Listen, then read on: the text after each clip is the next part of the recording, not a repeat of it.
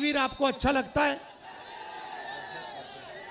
तो आज जब मैं यात्रा पे निकला, मुझे रास्ते पे अमरनाथ अग्निवीर मिले। जरा खड़े होना अमरनाथ। ये देखिए, ये अमरनाथ है, ये अग्निवीर था, ठीक है। अब मैं, अच्छा ठहर जाओ, मगर ये मैं पहले के बताएंगे। तो ये अग्निवीर था। नहीं, खड़े रहो भैया। अब एक काम करो अमरनाथ, अपना हाथ दिखाओ, दूसरा वाला जहां कटा है, जहां चोट लगी है। हाँ, ये वाला दिखाओ, ये दिखाओ, ठीक से दिखाओ। ये है नरेंद्र मोदी का काम। अब आप पूछो क्या, ये आपको बताएंगे।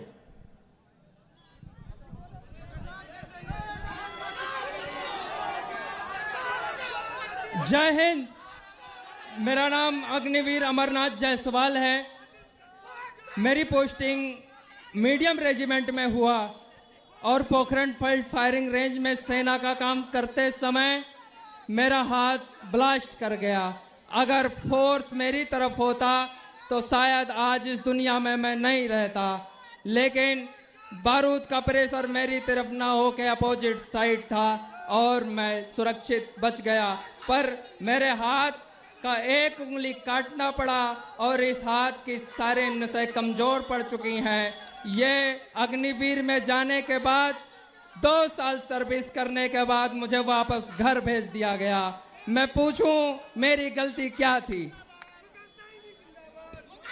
मेरे लिए भी वही पीतल की गोलियां होती हैं जो परमानेंट सिपाहियों के लिए। आप अपने देश के दुश्मनों से कहना कि वो हमारे लिए बारूद बदल दें, गोलियां बदल दें, क्योंकि आपने सेना बदल दी।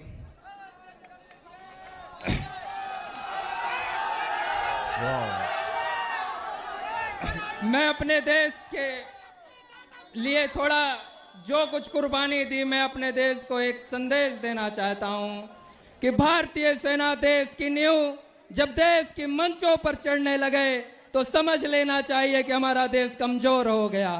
और देश के प्रधानमंत्री को एक संकेत करना चाहता हूं कि आपके सचिव ने, आपके विशेष सलाहकार ने आपको यह सलाह नहीं दिया कि पागल, सेना और शेर नहीं छेड़े जाते, क्योंकि ये पलटवार करते हैं। और जब ये पलटवार करते हैं तो जॉर्ज की शासन समाप्त हो गया। जब ये पलटवार करते हैं तो अंग्रेज समाप्त हो गए। हम अपने सम्मान का बदला लेकर रहेंगे। आप नहीं विश्वास होता तो राहुल भैया की रैली का कोई भी वीडियो उठाकर देख ले। ये युवा अपने मन के लिए खड़े हैं, आपको सत्ता से हटाने के लिए खड़े हैं। हम अपनी सेना के लिए खड़े हैं। धन्यवाद।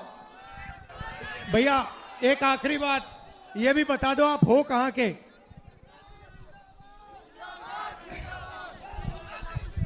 मैं अयोध्या निवासी हूं। हम अयोध्यावासी अपने मर्यादा पुरुषोत्तम भगवान श्री राम को भैया कहकर संबोधित करते हैं। मैं अयोध्या वासियों को एक संदेश देना चाहता हूं कि हमारे भैया भगवान श्री राम अयोध्या में हैं या नहीं, लेकिन वर्तमान समय में एक हमारा भाई, हमारा भैया दिल्ली में है जो हमारी बातों को सुनता है। साथियों, धन्यवाद।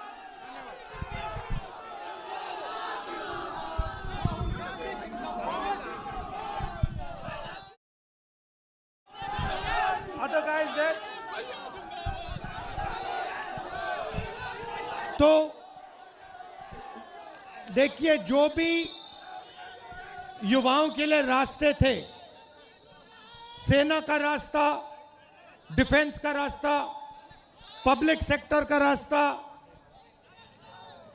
एग्जाम का रास्ता, रोजगार का रास्ता, ये सारे के सारे एक के बाद एक बंद कर दिए गए हैं।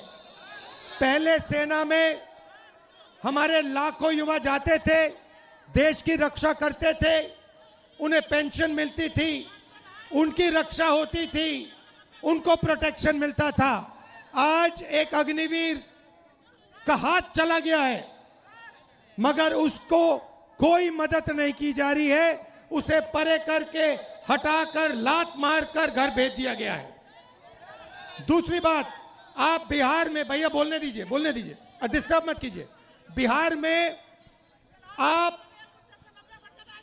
भैया बोलने दीजिए, युवा एग्जाम लेते हो,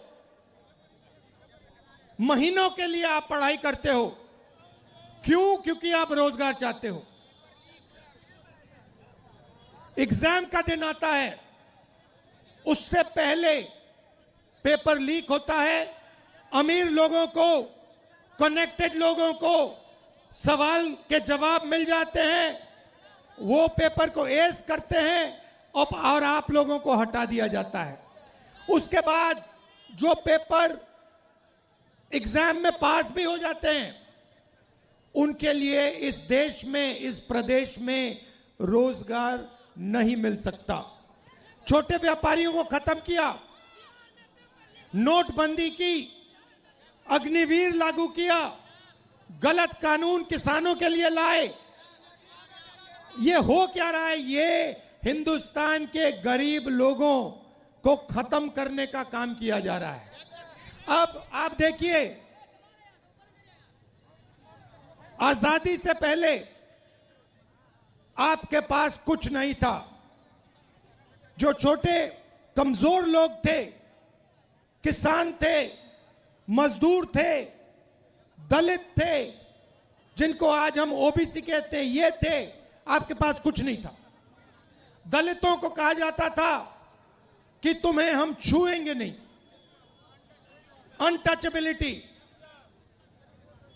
करोड़ों लोगों को हर रोज हिंदुस्तान में कहा जाता था कि तुम्हें हम छुएंगे नहीं। परछाई पड़ती थी, परछाई पड़ती थी तो कहते थे नहीं, परछाई तक नहीं पड़ सकती थी। जो ओबीसी कहलाते हैं, आपको दबाया जाता था। आप भूल गए हो, शायद आप भूल गए हो, मगर आजादी से पहले आपको दबाया जाता था, आपको मौका नहीं दिया जाता था। आजादी के बाद, कॉन्स्टिट्यूशन दो मुझे भाई, अलंकार, संविधान दो।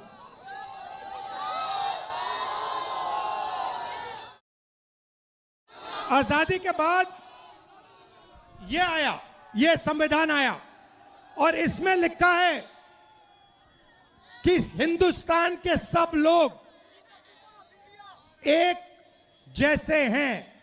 कोई बड़ा नहीं है, कोई छोटा नहीं है, सारे के सारे लोग एक जैसे हैं। और हर व्यक्ति को, किसी भी जात का हो, किसी भी धर्म का हो, हर व्यक्ति को ये कॉन्स्टिट्यूशन, ये संविधान एक वोट देता है।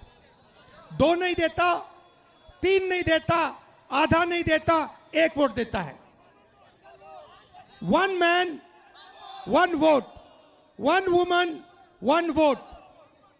अब नरेंद्र मोदी जी और इलेक्शन कमीशन मिलकर आपसे आपका वोट छीन रहे हैं, चोरी कर रहे हैं, संविधान पर आक्रमण कर रहे हैं। यह संविधान अंबेडकर जी के खून पसीने से बना, महात्मा गांधी, जवाहरलाल नेहरू, सरदार पटेल, सुभाष चंद्र बोस, इनके खून से बना है। और नरेंद्र मोदी और इलेक्शन कमिश्नर मिलकर आपका वोट आपसे चोरी कर रहे हैं। क्यों चोरी कर रहे हैं? क्योंकि वो जानते हैं कि आपकी शक्ति, आपकी आवाज इस संविधान में है, और आपकी आवाज, आपकी शक्ति वोट से सुनाई देती है।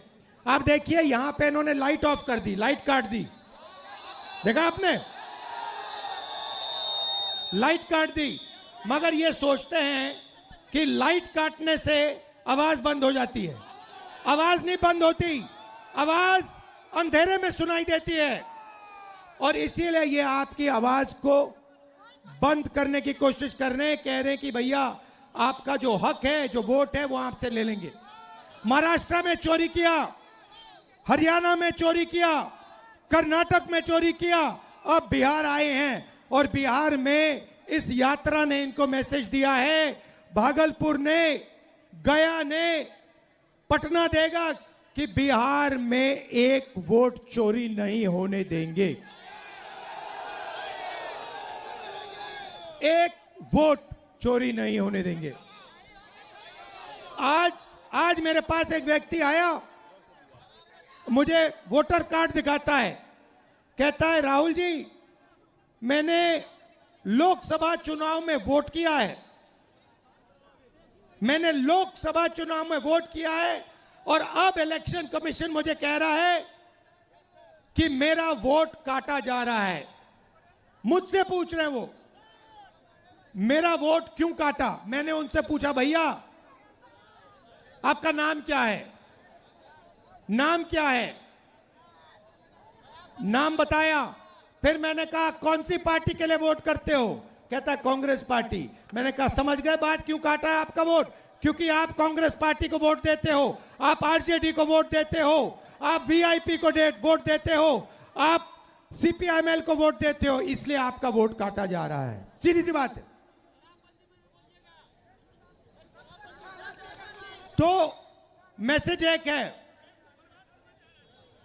वोट चोर गद्दी छोड़, वोट चोर गद्दी छोड़, वोट चोर गद्दी छोड़।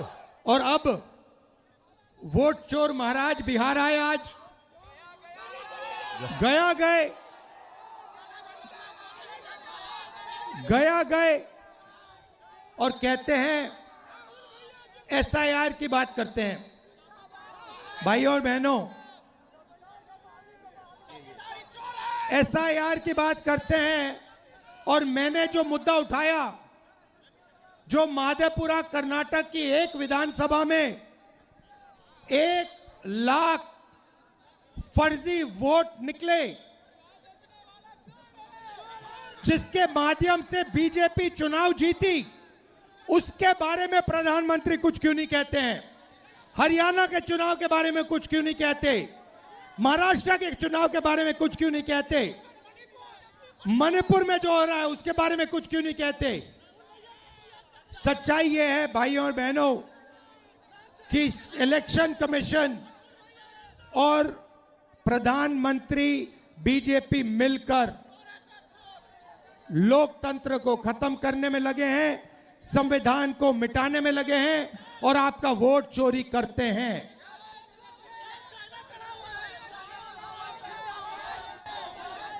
भाइयों बहनों, आपने इस यात्रा में भाग लिया, इतनी शक्ति आपने, बिहार की युवा शक्ति आपने इस यात्रा में डाली, बारिश में, धूप में आप आए, आप हमारे साथ खड़े हुए, इसके लिए दिल से आपको धन्यवाद करता हूं। नमस्कार, जय हिंद, जय बिहार।